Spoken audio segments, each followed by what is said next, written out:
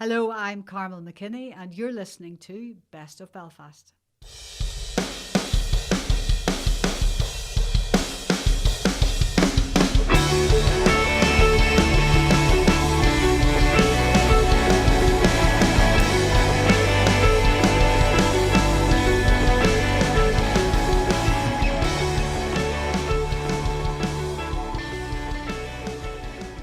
Carmel McKinney, thank you very much for being here. Really, really appreciate it. Thank you very much for having me. Delighted to be here. You were an old principal, weren't you? I was, well, not an old principal, a former principal. That's right. In principal. former times, you were a principal. In a former life, I was a principal of a school. Well, yes. You have given me some homework to do for today's interview by mistake.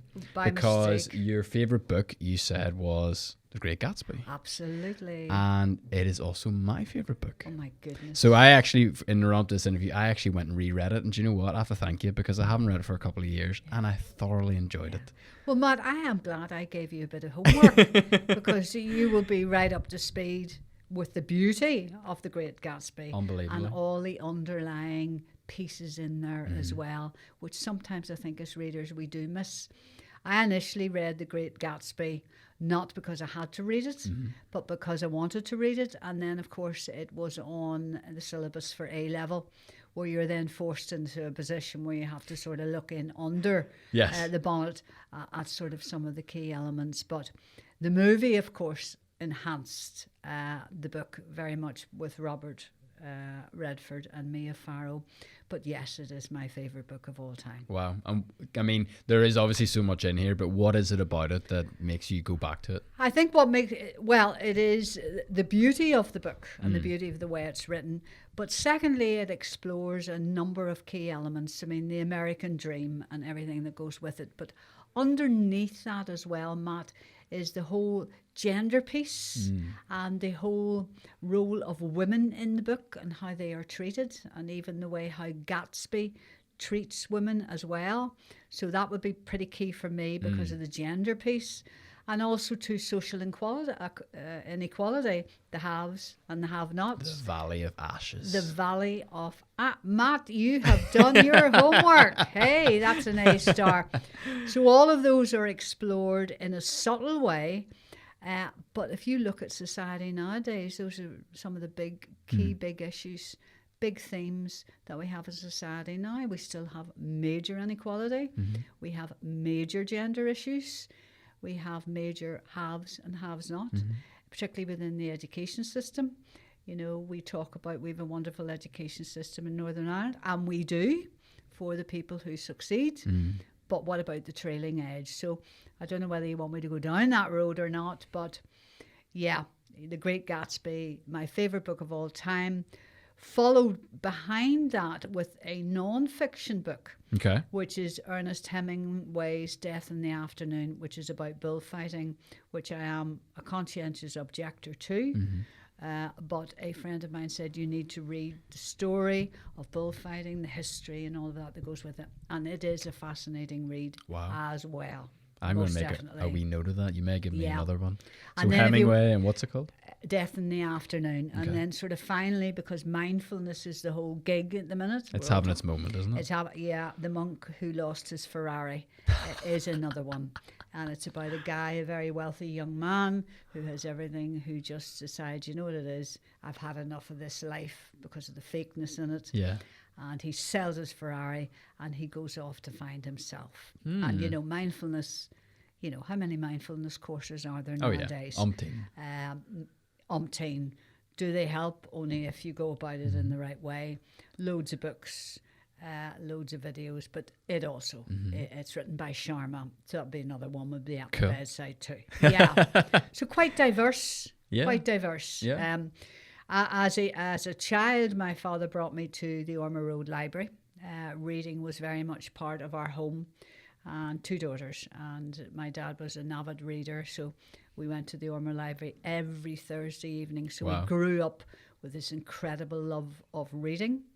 I had a tendency to gravitate more to non-fiction. I was very much a thirsty child in terms of learning a little bit more about things, whereas my sister was very much into fiction.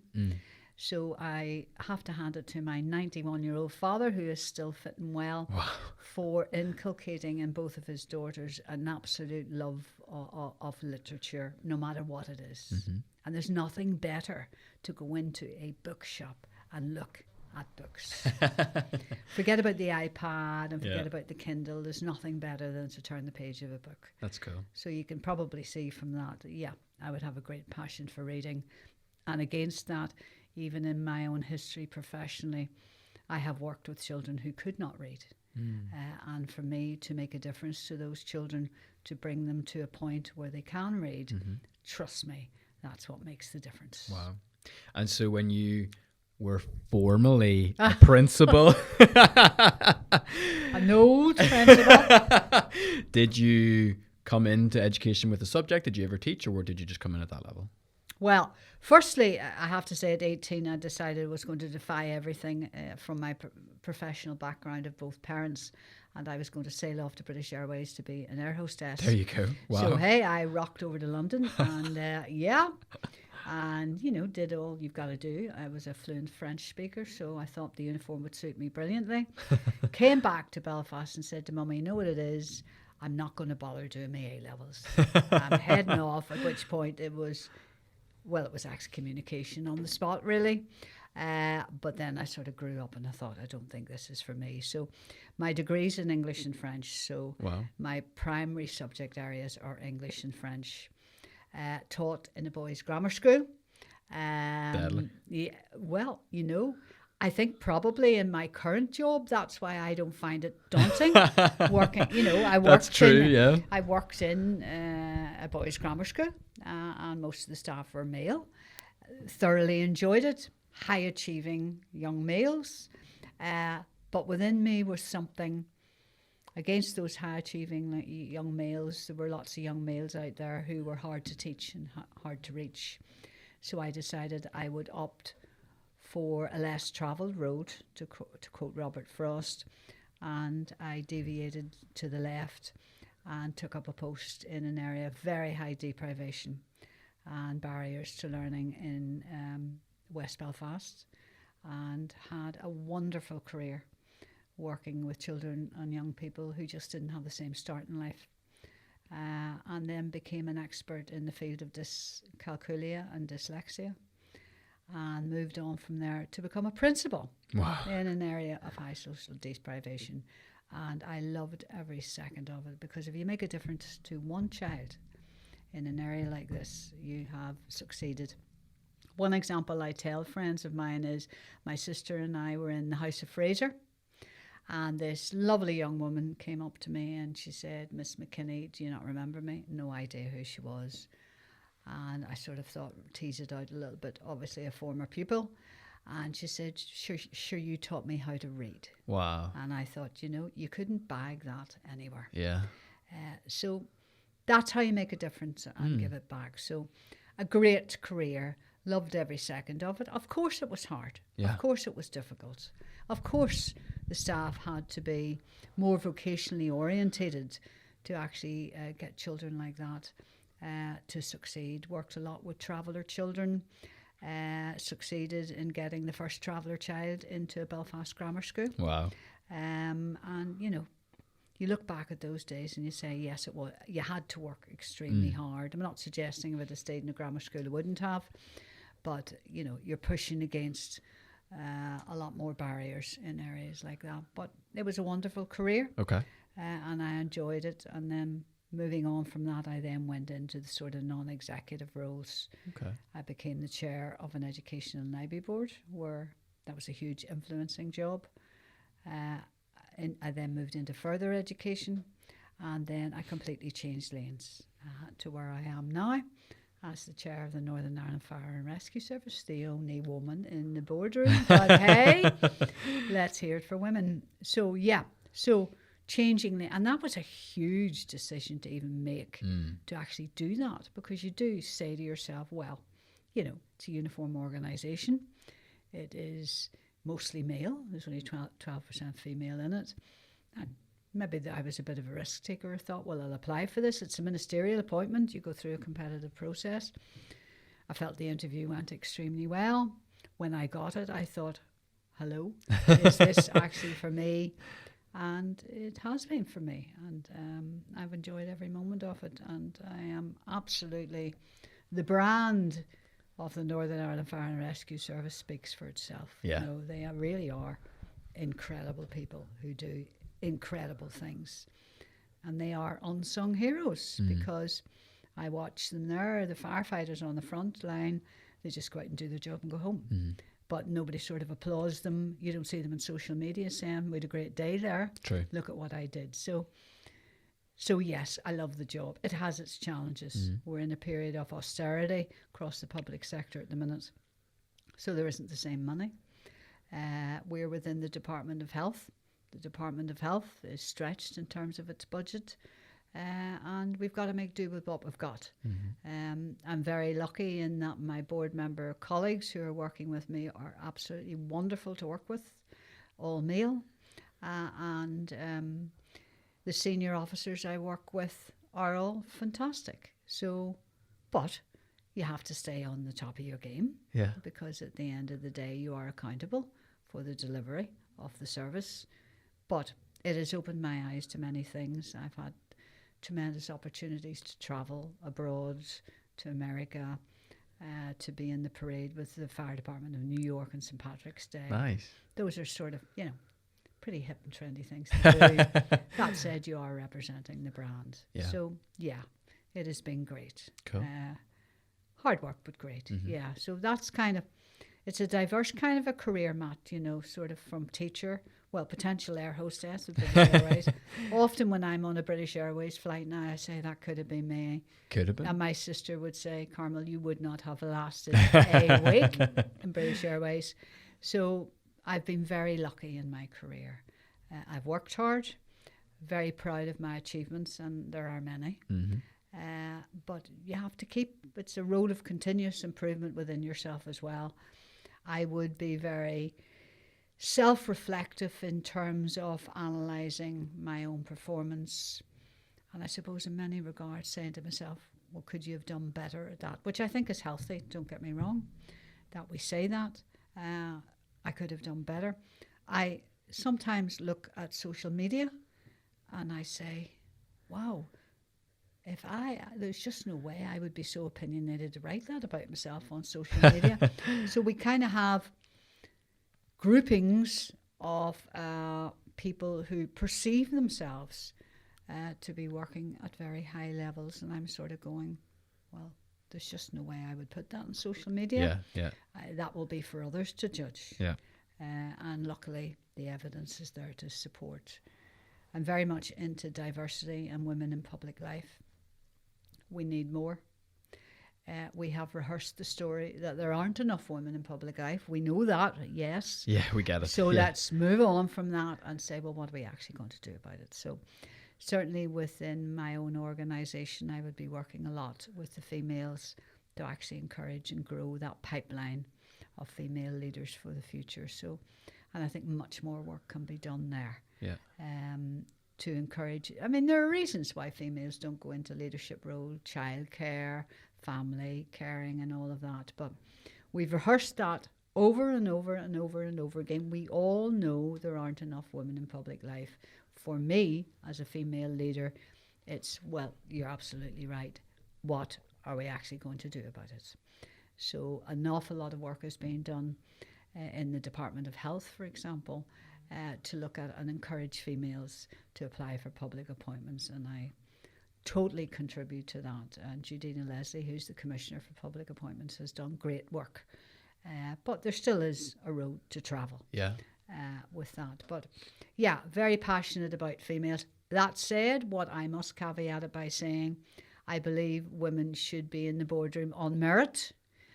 What we don't want to do is have this kind of token female that we're actually meeting targets. So I would be very strong on that, well, we're all there on merit. And hopefully in the future, we will stop talking about female leaders, male leaders, and we'll just talk about leaders. Yeah. But we're not there yet. Yeah. We're not there yet. So that would be one Yeah, one professional goal I would have to continue on that road. I have lots of goals, but that's a I big bet one. you do. That's a big one. The other one is to retire somewhere quietly and read my books, Matt. So yeah. So I want to go back, okay? So from my perspective anyway, I haven't just sat down and just met you. Your career in education, you seem to kind of have the Ferrari. You were making a big impact, a tangible impact that you could see very, very clearly. What made you decide to sell that Ferrari and move on? Well, I got a good price for the Ferrari. No, no, that's not true. I think there comes a time for all of us, if we are properly rooted in ourselves and knowing ourselves, that we say, there's a different road for me to travel now.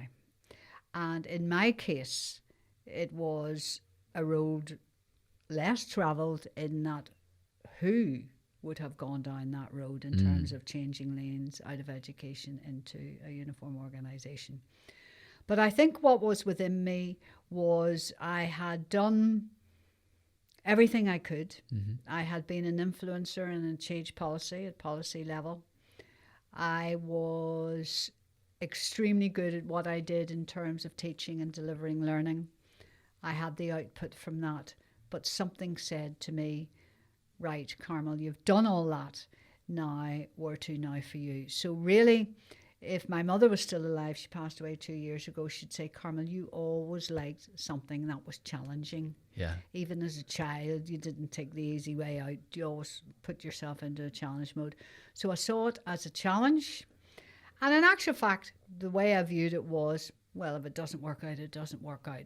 You get a maturity as you go through your career as well, where it's not the end of the earth. I mean, failing isn't a tattoo. You know what I mean? It's how you deal with it, and how you move on from it that matters, and that demands a maturity within your own personality. So I knew it was time. When I saw the advert in the paper, I thought, number one, I thought I could definitely do that. Mm-hmm. And number two, well, if it doesn't work out, it doesn't work out. And number three, I'd already chaired 2 major public sector bodies, of which one was a 35-man board with 14 politicians on it. And I earned my spurs working with politicians. And I think that's where my political savvy came out of. Because you have to be politically very savvy working with our politicians, who I have to say were brilliant to work with. Brilliant. And then I went down the further education road. So I had a big punchy CV. And with a lot of this, it is, does the face fit? Is it a match for the organisation? And I think probably at that stage, the organisation was looking at, well, maybe we need to embrace change. And yeah, I was really pleased to got it. Now I was shocked that I got it. I thought, well, hey ho. We're off, and it's going to take a while for these people to get to know me and vice versa, because going in as a chair when you're not a firefighter, so I was going out round stations and they were giving me obviously all the technical language and I was going, So that took a while to get into that, but it's important about growing that respect, that there's a mutual respect for one another's role, and I believe we have it. And I mean, the people I work with are just incredible people. And I feel very privileged to work with them. And hopefully they find me I think they find me a firm chair, but a fair chair. So it works all around. Mm-hmm. It works all around. But yes, the Ferrari was there. I've driven the Ferrari. But there was another calling, and it was really about continuing to challenge, 1, my intellect, 2, my capacity to walk into a room where I knew absolutely no one, and that's pretty tricky, and 3, to actually read myself into and become, not an expert in, because you never will be, become au fait with the way a uniform organisation and the culture of a uniform organisation is very distinct. And I worked very hard on it, and I've loved every second of it. On a bad day, I don't love every second, but I do. I do. And it's all down to the people you work with as well, Matt. Yeah. So, yes, a very prestigious career.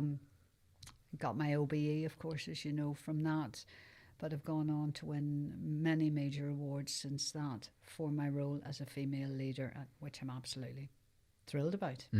The last one being there in June, the Times Diversity Champion, which I wasn't expecting to win. Brilliant. So, and it's actually not winning it for me. You know, I've got everything I need. It's about winning it for the brand. And so that a woman sitting out there can say, well, there's a very ordinary woman, nice woman, you know, goes out for a pint like everyone else, who has managed to do extraordinary things. So if you can role model up on that, then that's good for me. And I try to work with younger women who are coming through the system to, one, manage their expectations, that they're not going to hit the big time too quickly, because sometimes I have found in young women I've been mentoring that they think they're going to hit the pinnacle very, very quickly. Life's not like that. As I would say, there's no elevator to success. You got to take the stairs and fall down them regularly. So it's sort of inculcating that in young entrepreneurial women as well, that it takes time. You don't get there overnight, and to be patient with it. And that's why I think experienced female leaders are so important in terms of their role as mentors. Now, by mentor, I don't mean hugging the other person to death, because mentoring another person for me means you're a critical friend. And sometimes you have to say things, well, actually, I don't think that's going to work for you. And it's the capacity of the other person to actually accept that from you. Not everybody accepts that. You know, constructive criticism needs to be a two-way process. Yeah. And I think not always, some people take it as personal criticism. I probably did in my young career as well, took it all personally. But I am deeply committed to young women moving through the system, managing their expectations, but whilst at the same time saying, keep going. You know, get up after the knock. We've all been knocked. You know, we don't have time to cry into the beer. Get up and move on. We've all had to do it. We've all had to do it, and things don't land on your lap. That said, it's important as you go on with your career, Matt, that you remain professionally humble. If you were to say to me, what am I not overly keen on, or what irks me as a senior female leader, it's arrogance. Probably because I was reared in a home where arrogance just wasn't on the agenda. And it's very important to maintain professional humility as you go through your career path. There is nothing more irksome than arrogance, and arrogance is fueled by kind of an emptiness.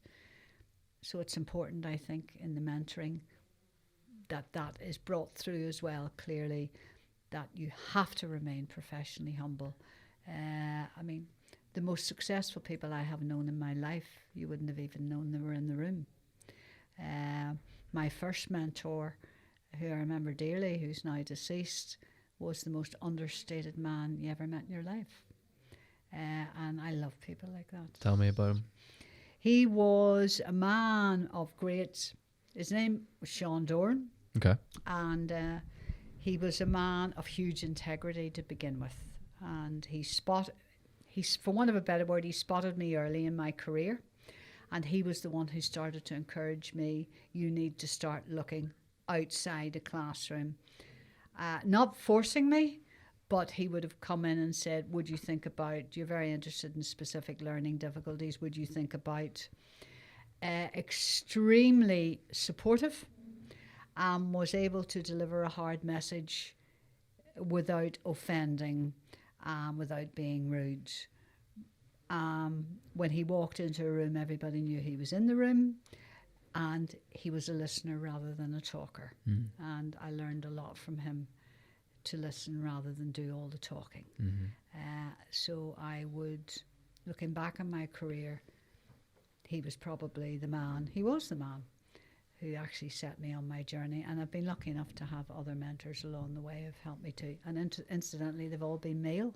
Nice. I have never had a female mentor. Yeah. I've always had a male mentor, probably because of my career path and who I worked with. And I sometimes, you know very quickly when you meet someone who's a potential mentor if it's going to work, and you know if it's not going to work. But mentorship involves saying hard things in a nice way. And Sean Dorn said hard things in a nice way. He actually put me on my journey to where I am now, and I'll always be eternally grateful to him for that. Cool. Yeah. So mentors like that, they have to see something in you. They do. Because, you know, people of a high caliber and people who are successful, their time is limited. The amount of people they can mentor is limited, and so they have to be quite selective. Yes. What characteristic do you think they saw in you that made them think, I'm going to invest in this person, I'm going to double down on Carmel? I think in this particular case, as a young professional, I would have asked a lot of questions, not in an offensive way. Mm-hmm. So he would have probably seen me at meetings where I'd have said, well, why do we need to do it that way? You know, have we ever thought about smaller groups doing it this way? Have we ever thought about outreach work with hard to reach, hard to teach young people, going to them rather than them coming to us? So I think he probably saw in me that I was looking at delivering the curriculum in a different way. So bringing the curriculum to the learner rather. I mean, for many of the young people out there who were disengaged, my view always was that school had failed them because they had disengaged. So where had we as professional teachers gone wrong? And one of the early ideas which I had brought to him was, you know, a community-based program where we would go to the young people rather than try and drag the young people in through the doors of the school again. We did an enormous amount of work which he led with parents as well. So it became parents' school and the young people. And he led on that, and that was an idea that him and I thought about. And he led on that, and it was hugely successful because for many of the parents, they had been disengaged in school. So all we had with their young men and young women, sons and daughters, was more the same. Yeah. So it was a new way of looking at the way we deliver education. Of course, nowadays, if you look at that now, 25 years on, community-based education is up there. Yeah. And apprenticeships are up there now. Which is great to see. So I think what he saw in me was a different way of looking at it through a different lens, and probably a drive, and I mean by that a vocational drive, and a belief that if we did it the right way, we actually could make a difference. Yeah. And I think that's probably why he spent more time with me. And where would I have been without him? He was just amazing. And from him then, I met other mentors. As I evolved and changed and morphed, I had other mentors offering different ways of looking at things when I became a senior leader, because when you become a senior leader, the burden of responsibility on your shoulders is phenomenally. It's great when it's going well, but at the end of the day, you own it if it's not going well and the monkey's on your shoulder. So you seek out then a different type of mentor who probably has had those experiences. And I've been very lucky in 2 mentors that I've had along the way who are critical friends, but at the same time very supportive in getting me to look at it in a different way. Because every organisation has its challenges. And, you know, being the chair of an organisation, never mind being a principal, can be a lonely job. Because at the end of the day, you're carrying a lot of information, and at the end of the day, you're the leader of the organisation. So everybody will turn to the chair and say, well, what do you think? So, yeah, there are challenging days as well, but one mentor I have at the minute, I have been with now for 10 years, and it's a mature dialogue all around the non-executive role and all of that goes with it. Yeah. So the pressure's on, things are maybe going wrong, lots of challenges, maybe people question you, whatever that looks like for you. How do you personally deal with that when you're backed up against the wall? You know, what are some of your techniques or your strategies for dealing with that intense stress? As a younger leader, I probably would have not been as good as sitting on it and letting it mull over. Okay. As a senior leader now, I have worked up certain strategies, and one of them would be where I do not react on the spot to things. I've had to work really hard at that. Trust me, seriously hard at that. So one of the strategies I would use is, I'll get back to you on that. I'll get back to you on that. This sort of emails, right, I'm responding to that right now, and then you have it written and it's gone and you can't retrieve it. I would never do anything like that. So I have a tendency to go home, Okay. plot out and map out what could go wrong, what has gone wrong. Is this a doomsday scenario? Will this look anyway better in the morning? So I would have a very scientific type of brain to actually work through problems which at the time looked like a doomsday scenario, but actually weren't. I also, when I go home at night, I leave everything at the door, but I would be a reflector and a thinker. And the minute I feel I need to take certain actions, I would probably return then to the mentor or return to my colleagues on the board who are brilliant and sound out their views. I'm very good, I have to say, at taking on board the views of others, because I don't have all the skills across all the competencies, but I am blessed to work with people who do. So I would wait. When I was a younger leader, I would have just rushed in immediately, but you mature, because once you've said it, you can't retrieve it. So the way I would deal with it is, I don't respond, I say I'll get back to you on that. Then I would go home and walk the dog for 2 hours, and things always seem easier after I've walked the dog. And I talk to the dog, who can't talk back, but looks at me lovingly, and sure, that's okay. Yeah, and it's very important to get the work-life balance in there as well. But yeah, I am good at deconstructing problems and putting them back together again. They remain a problem, but it's about the strategy to actually get yourself out of the problem that counts. But, you know, there are problems where you put your hands on your head and you say, how am I getting out of this one? Or how are we getting out of this one? But if you work together in a team, with a good team, and your own head has that patience to actually unpick it and deconstruct it and take the time to do it, I think the majority of problems can be overcome. You've a very fascinating mind, because so your background's English and French. Yes. So your background is language, arts, Yes. etc. But on this other hand, you have this very process-driven scientific brain. Yes. What is that all about? It's I'm left-handed. well, yeah, that's in there. I get that, I would say, from my mother, who was a scientist. Okay.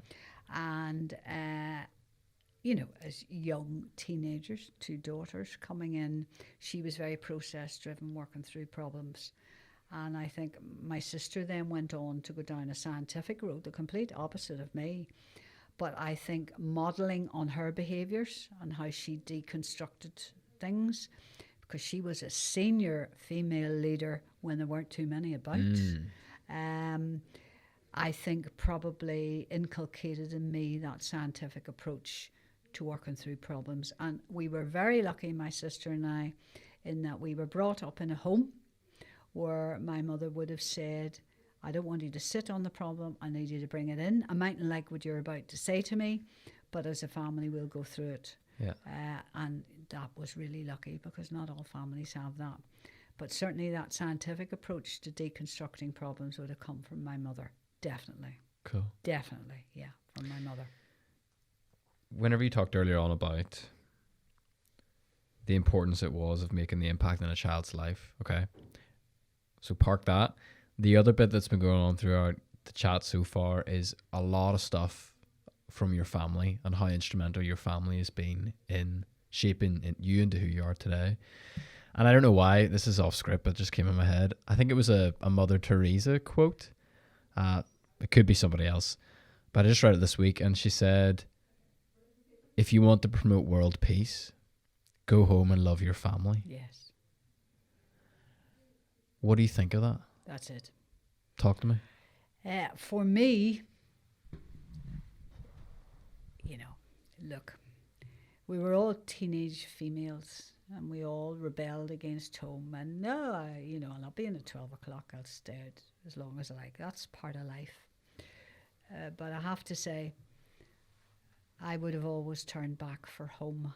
We always turned back from home. And my sister and I always turned back from home. Now, we had a very firm upbringing where my mother was firm but fair, and my father was more of an easy touch. And so when mummy wouldn't give us what we wanted, we went to daddy, and daddy would say, go to your mummy. What a wise man. What a wise guy, yeah. Mummy was fair, her expectations were high, but she encouraged dialogue and challenge that wasn't offensive, because at the end of the day she was your mother and he was your father. And when things went wrong in life, you always turned from home. Even because your parents love you unconditionally. If you were to say to me what has been the most devastating, had the most devastating effect on me in the last couple of years, it was the death of my mother. And I thought, mummy had reached 90. She'd had a wonderful life. Her legacy was incredible, what she left her children and grandchildren. And then people would say to me, Carmel, you were so lucky you had your mummy to 90. That made no odds to me. Yeah. 90, 50, she wasn't there anymore. Yeah. So for about the first couple of months, I sort of went on with what I was doing and saying, mummy had a good life and I still have to look after daddy. And then it was like a crash and burn moment. All of a sudden, she wasn't there anymore. So I think in terms of when you come from a family that is tight-knit, but challenging enough that you didn't get away with anything, I have to say, the loss of that, you really never get over it. What you actually do is you manage the loss and you come to terms with it. But her death had a devastating impact because she was everything that my sister and I wanted to be. She was an incredibly skilled woman, highly articulate, highly intelligent, beautifully dressed, but ruthless professionally, with high expectation and incredible integrity. And she used to say, all I want for you and your sister is that you behave in life with integrity. And, you don't look down on anyone and you respect everyone for who they are. It was kind of harnessed to Christianity, but it's really the way we should live our lives. And she inculcated that in us. And one of the things she said is, don't ever get too big for your boots because there will always be a queue to catch you on the way down. Yeah. So family, very, very important. Now, there were days you sort of went, oh, mummy, give it a rest, But look, at the end of the day, we still have daddy. And daddy is doing well at 90. He had his 90th birthday this year. Incredible. And when we were being reared, he was much softer than mummy. But he was wise enough to know mummy would have the final decision. Was I lucky in my upbringing? Yes. Have I seen families that were totally dysfunctional throughout my professional career? Wow, have I what? And so you look at what you have got and you say, how lucky am I to have had that? Yeah. And I think that shapes who you are then as you deal with other people, and the respect and the mutual respect that you get up for other people that you're dealing with in life. And one thing I saw in both of my parents was this incredible respect for other people, no matter who they were. And my sister and I were very lucky to have that inculcated in us from an early age. And how lucky are we to have those qualities? Because you can be as bright as you like, Matt. You can have immense IQ if you want, but if you don't treat people right, and you can't be kind, and you can't be compassionate, and you don't have what is now referred to as emotional intelligence, then you have nothing. Yeah. Emotional intelligence needs to lead everything. Without it, Doesn't matter how bright you are. If you can't get on with people, then you're out of luck. Yeah. It doesn't matter how bright you are. So, and I think emotional intelligence is up there now. And it needs to be up there as a major priority, even for aspiring leaders coming through as well. How we treat people, the end of the day, what do people say about us when we leave the room? Do they say she's horrible because she was rude to X, or she treated everybody with respect, but at the end of the day made the decision? Because, when you're in the role I'm in the end, you have to make very hard decisions, and not everybody's going to like them, but you have to stand over them. So it's that blend of emotional intelligence with the capacity to make very, very hard decisions, which I've had to make in my career. And that's why we're leaders. That's why leaders are there, to make the hard decisions. Cool. You talk about this amazing legacy your mum's left you. What legacy are you actively trying to build or trying to leave behind with your own life? I think with my own life, I often say to myself, what do people say about Carmel McKinney when she leaves the room? That kind of thesis. What I'd like to leave behind is that I honestly try to make a difference to children and young people I work with, to give them a chance in life that perhaps they wouldn't have had. And I believe that I have been successful at that. And also in terms of dealing with the networks that I deal with, and they are many and varied, that people will say she was firm, she was fair, she was impartial, and she based decisions on evidence. And that I was an effective and efficient leader. And hopefully, she says, keeping her fingers crossed, that's what they will say about me. Yeah. And as, for my friends and family, that they just feel that I was a good friend. Not always in the good times, because we all have bad times. Because you judge people at the end of the day when the chips are down, don't you? It's true. The real people stand up. So hopefully I will be one of those people who will be viewed like that. Cool. We always end the interviews. We've got 4 stock questions. Right, okay. So we've done over 80 of these now, and these are the questions we've asked every single person, okay? Okay. They're the big hitters. We do them at the end for a reason. Okay, so the first one. Tell us about the most successful moment you think you've had in your life. The most successful moment I have had in my life was when we went over to Buckingham Palace. And it was one of the last things that we did as a family before my mother passed away. And it was to receive my OBE. Wow. And I'm not sure who was more delighted, my family or me. So that was one of those moments where you say, I've obviously been really good in everything I've been doing throughout my life. So yes, and because my mother had started to get ill at the time, there was the poignancy around it as well. So that's one.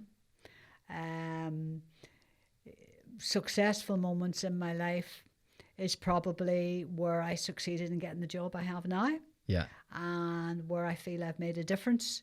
And I obviously have, because of the major awards that I have won on merit. So they have been successful moments too. But you know what?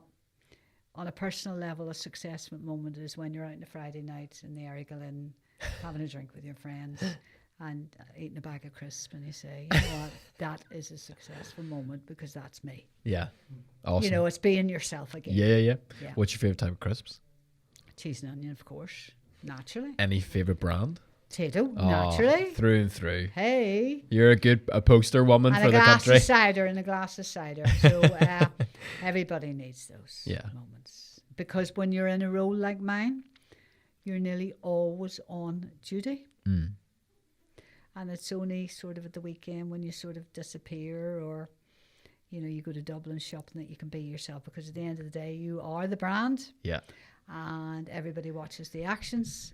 And if you do anything off kilter, well, hey, that's not so good for the brand. So those are successful moments when you can be yourself with people you love and people who love you, not for your successes in life, but for who you are. Yeah. for who you are. Man, that's killer. Wow. The flip side of that question is, what about the most challenging moment? Maybe you've already shared it. If not, I think the most challenging moment I probably have shared it was when my mother died. yeah. So how did you go about overcoming that? What I did do was I was honest enough to say I'm not coping all that well. And I then went to Cruise, which is a wonderful organisation, perhaps I shouldn't be saying names here, to assist me and help me to go on that journey of not recovery but acceptance. That actually brought me to my knees, surprisingly. I thought that my scientific processing, but it was like somebody ripped my heart out. But you know, I'm doing well, and what I have now done is flip the loss of mummy into the incredible legacy that she has left, and every day I try to live that in what I do, and I think she'd be very proud. I think so. Glad you know that. Yeah, you know, I think she'd be very proud. If you could take anyone from Northern Ireland out for coffee, or indeed a bag of cheese and onion crisps and a cider, who would you take and where would you take them? Yeah, I have to tell you, Matt, that is a really anybody in Northern Ireland. My goodness, anywhere in Northern Ireland. Well, first of all, it probably would be just to the pub, but there are so many diverse people that I know. Taken to the pub. It probably would be somebody who's a principal of a school, affecting change and learning in a different era to me. It wouldn't be anybody famous. It wouldn't be a politician, and it wouldn't be a business person, because they're able to take themselves out. Yes. It would be somebody who is still at the cutting edge of making a difference in society through societal change in civic society. Yeah, that's the type of person I'd like to sit down and have a cup of tea with, a pint with, or a cup of coffee with. Any idea of this person with their boots on the ground? Any like school or area you'd be really interested West in? Belfast. Yeah. Or West Belfast. If you look at West Belfast in terms of some of the very talented principals that there are there at the minute, and the incredible results. I mean, I was educated by the Dominican nuns, and you know, some of the schools in West Belfast, if not all of the schools in West Belfast, are doing incredible work. In terms of, and we don't, by the way, it's not about always talking about results and outputs. It's about in the all-round development of the young people in their charge. So it would probably be either a few of them or one of them to actually sit down with and tell me about it 15 years on. What are you doing differently? You know, sometimes, you know, underachievement, for example, in working class Protestant boys, we've been talking about that for 25 years. I would be really keen to know, well, what are we actually doing about it? So those are the kind of debates and discussions. Not a business person, they're very good at promoting themselves. Not a politician, very good, but somebody who is delivering it on the ground. Yeah. Cool. Yeah. Again, this is another wee off script there, and we can cut this because it's just popped into my head. If you were the principal of a school now, would you allow kids to have smartphones? No, absolutely not. Talk to me about that, because that's something I think about. For me, I mean, there's two strands to that. In terms of peer pressure is very, very different now. So a 14-year-old with a, let's say, a Nokia, whatever, doesn't really get on I mean, the peer pressure is incredible nowadays. Yeah, social media alone and trolling. So for me, no. The purpose of a phone is to contact your parent. So if I was a parent now, I certainly would be engaging with parents. If I was a principal now, with parents to say, look, it can interrupt a number of things. It can interrupt the capacity for the young person to engage in dialogue with other people. Because if you look at all our young people now, they are really, really good at going like this. Yeah, You sit down at the dinner table and you say, put your phone away, put your phone away, put your phone away. It's a cultural piece. Yeah. Certainly if I was a principal, I would try to move towards it needs to be locked in a cupboard and you take it out at lunchtime or whatever it is. But, parent power is very big as well. But not everybody has a smartphone. Not everybody has all of these gadgets. So we need to be mindful that not everybody can afford them. Not everybody can afford the £300 boots. Yeah. And in fact, for some parents, they go out and take major loans to do it. So if I was a principal nowadays, yes, the smartphone would be in the cupboard, and you also wouldn't be wearing makeup to school either. There you go. There you go. But they're probably saying out there now, thank goodness she's not a principal. Well, that was a good wee one thrown in for free. It was, thank you. Thanks for that. Final question, Carmel. That's a question we always end with. Let's say we can turn this recording studio into some sort of time machine, and we go back a normal bass here, let's say, to the 18-year-old version of yourself. Mm-hmm. You had a couple of minutes of her time. I'd be wearing a British Airways outfit. What advice would you give her? I would give, what I would say is take your time, weigh up your options. You have your whole life in front of you. Think before you act. Reflect before you jump in. But at 18, hey, all I wanted to do was go to the Students' Union and listen to Spandau Ballet.